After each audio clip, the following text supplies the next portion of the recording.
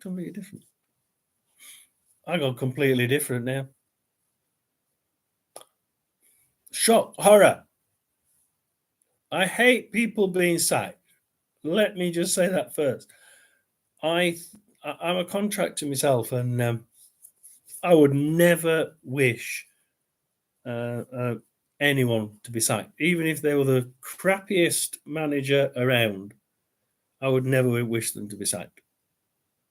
Um, even if it was a side that you really hated, like I mean, I'm a Rotherham fan. Even if it was a Sheffield Wednesday manager doing badly, I wouldn't wish anybody, um, to get sacked because it's not really. Uh, it's not a nice thing. It's not a nice thing. I mean, Matty Taylor had, newborn kid. He's got a baby that's just arrived, and is going. What, it must be a good 300 miles to where he lives.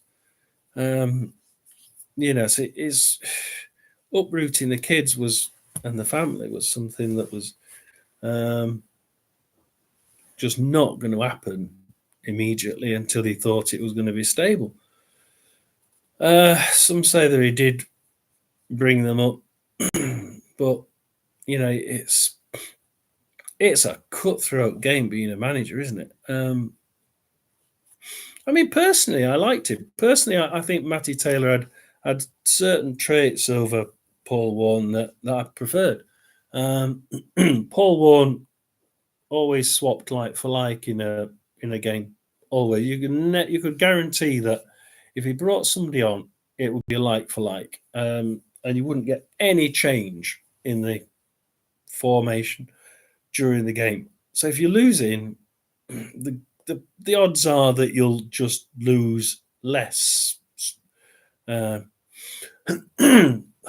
yeah, you might lose less than what you thought you were going to if he made a like for like change that was better.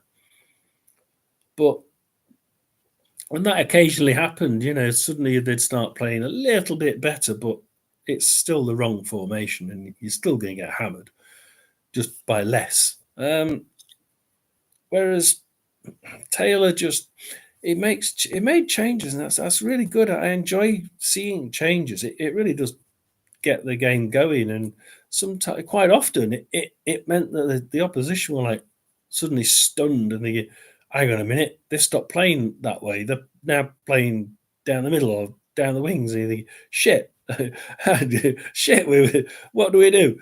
And people like Norwich, we beat them because they just couldn't gather the fact that this shitty team at the bottom had actually changed halfway through the game, and bugger. They can't do that. So I like him for that, or I liked him for that. I didn't like him for a couple of things. One is he walks around with his arms folded. It's like he's on sidelines with his arms folded. If you see him most of the pictures, he's got his arms folded. You see him in real life, he's got his arms folded. And it's like, stop folding your fucking arms. Talk to people. You gesticulate. We want to see some enthusiasm. And when you're walking around with your arms folded, you just don't see that there's no enthusiasm there. There's no enthusiasm. All you see is this, oh, I'm gonna walk around with my arms folded. And he's talking with the fans. He never engaged with the fans until the last few weeks, where he's been hammering them and telling them how shitty they are and how dare you speak to the players like that. Speak to me like that, not the players. But we were. The players aren't actually bad.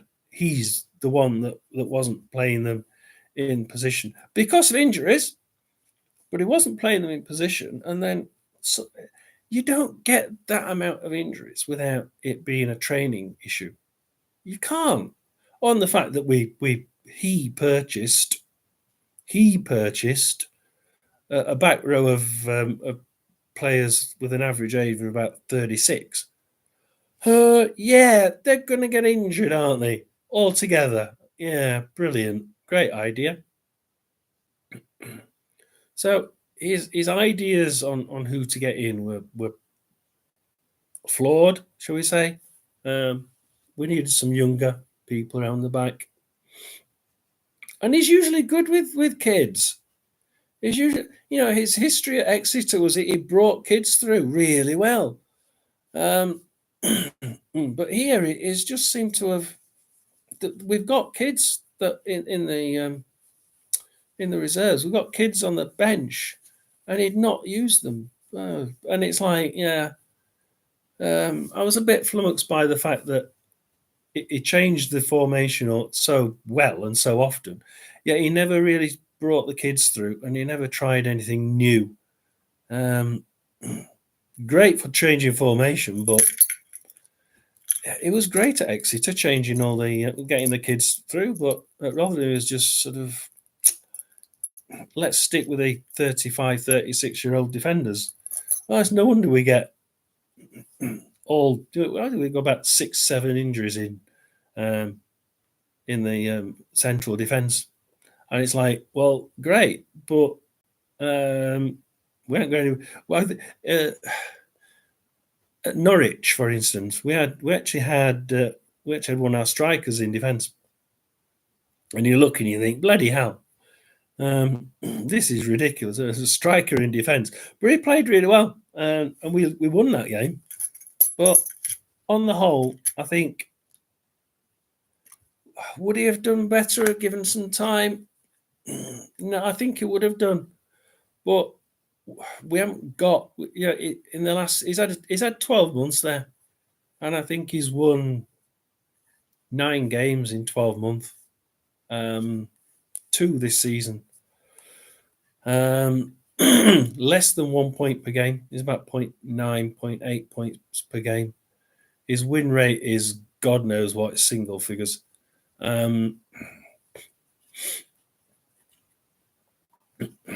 Would he have got better? Yeah.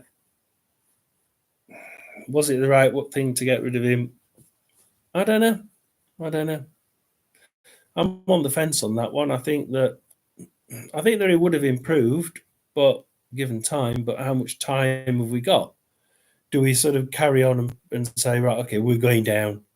We'll wait and see what happens, and hopefully it'll get better by the end, and we'll come back up next year. But or do you think, well, we haven't got time to wait and say, okay, we're going down. We'll try and get that TV money next year and stay up. And I think that's what Tony Stewart's gone for. It's like we have to try and stay up.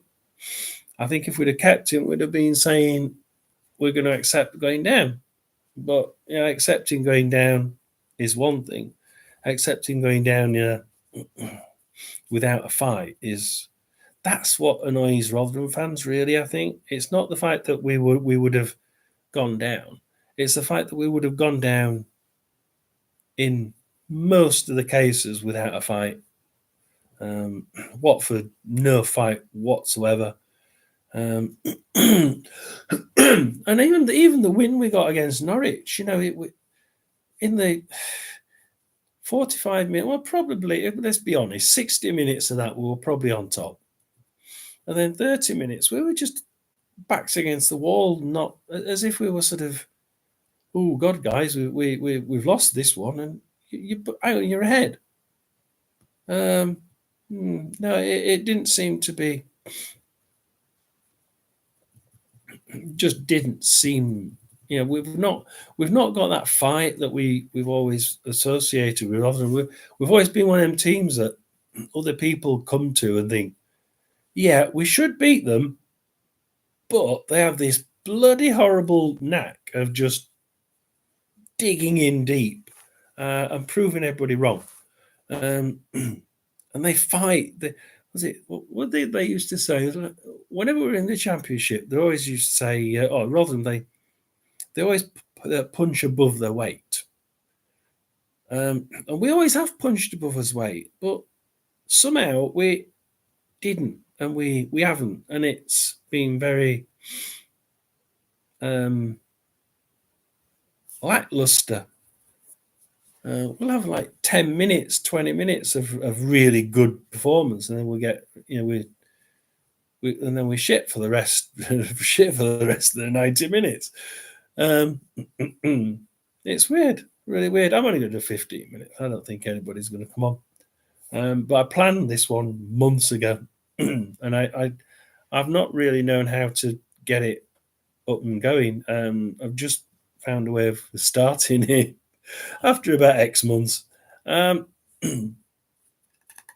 think that the championship at the minute, though, is to finish it off with it's phenomenal. I did expect right at the beginning, and you'll see I think you might see one or two videos of mine that if you want to, and they start off by saying, look, I think that it's really hard to get.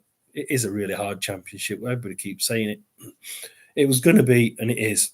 But the amount of points that those top six are taking are actually quite heavy. There's a lot of teams up there that have just lost 0, 1, or 2, and you're thinking that's bloody good. And if they carry on doing that, you can see teams at the top being all above 90 points, and certainly at least one of them being on 100, if not 2.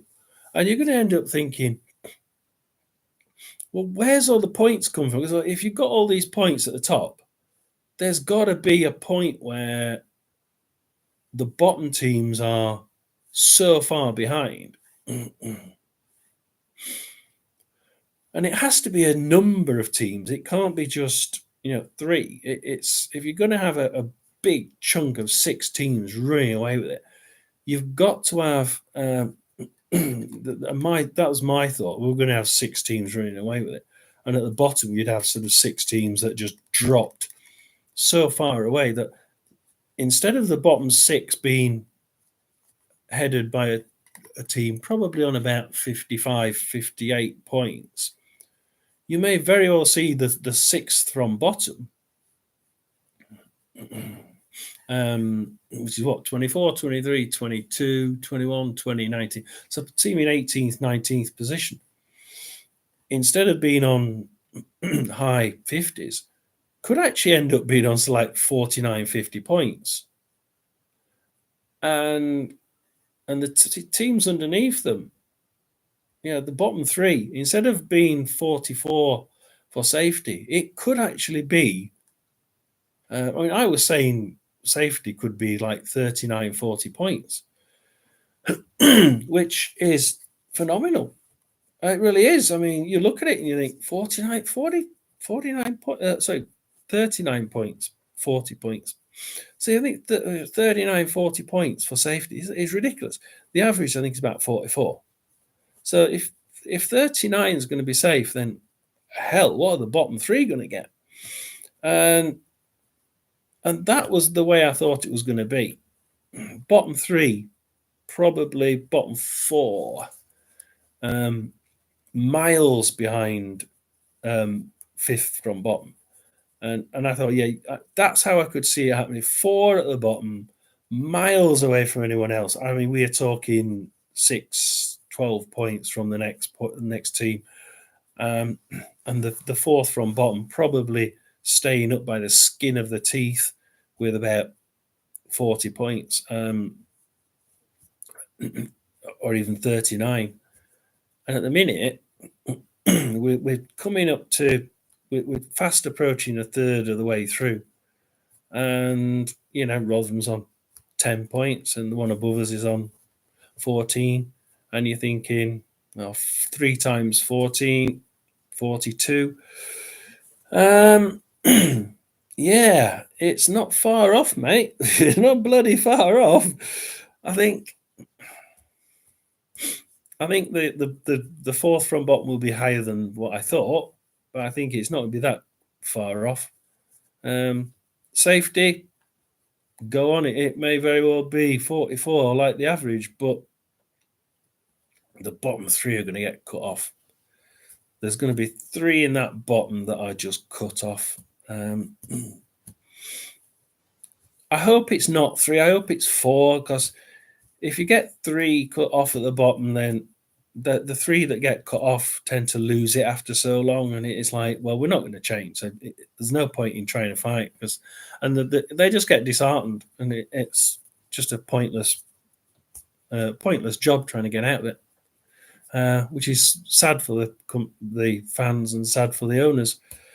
But I feel for the fans, because it's quite likely that Rotherham are going to be one of them. But I think that the whole league. I did say that we're going to have the middle is going to be so bloody level, because the bottom teams have all tried getting better, and they have improved with skills wise. Anyway, I mean, Birmingham have. Look where they are. You wouldn't expect them, but they have. They've improved really well. So many are sort of drifted towards the middle. The losing finalist always drifts down. So Coventry, the way we expect them to be, middle. Huddersfield went all the way down to bottom after losing. Coventry are now 5th from bottom after losing. It always happens. But they always seem to pull back and finish mid-table. And when you look at that, there's so many mid-table teams. And now I think there's like 6 points that cover more than half of the bloody table in the middle. And then they got like 3 teams at the bottom. No, 3 teams at the bottom that are really well adrift. And probably 4 teams at the top that are really quite up there and off the top, with probably 3 or 4 chasing them that are not far behind. And then the rest of the table's within a few points of each other. Really quite ridiculous. No. I did say 15 minutes. I didn't really mean to click and start it, so I have done, just to get it out of the way. Well done. Anybody wants to comment, click like, and I'll be on doing the odd stream. I'm going to try. I wanted to do a few Saturday alert streams, just watch alongs, just to see what people think. But I might do that. A Saturday watch along might have to be the way forward, but it won't be this weekend because there's no Championship football. Unless I did a League One. If you're interested in a League One, I'll try a League one. But you'd have to drop a few comments in the chat if you want a League One watch along this weekend. I don't mind. I might have my new computer then. The graphics will be a bit better, a lot better, hopefully. So, I wish you all a good night.